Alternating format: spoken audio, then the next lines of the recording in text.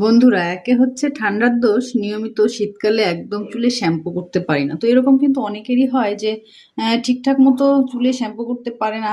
আর শীতকালে কিন্তু চুলে প্রচণ্ড নোংরাটা একটু বেশি হয়।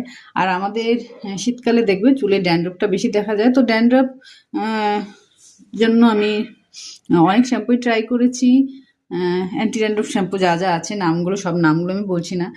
দুই একটা আমি ট্রাই করেছি মোটামুটি, কিন্তু কিছুতেই কিছু হয় না। তবে আমি যেটাতে উপকার পাচ্ছি সেটা হলো যে তোমরা যদি শ্যাম্পু করার আগে, যে কোনো শ্যাম্পুই করো না কেন, তার আগে যদি একটু লেবু, হ্যাঁ, লেবু যদি তুমি স্ক্যাল্পে একদম দিয়ে রাখো, লেবুর রসটা আর কি। তো লেবুর রসটা তোমরা আলাদা করেও নিতে পারো, বাটিতে রস করে নিয়ে লাগাবে স্ক্যাল্পে। আর আমি আমি যেমন সহজ পদ্ধতিতে টুকরো টুকরো করে কেটে এরকম স্ক্যাল্পের মধ্যে ঘষে ঘষে লাগাই।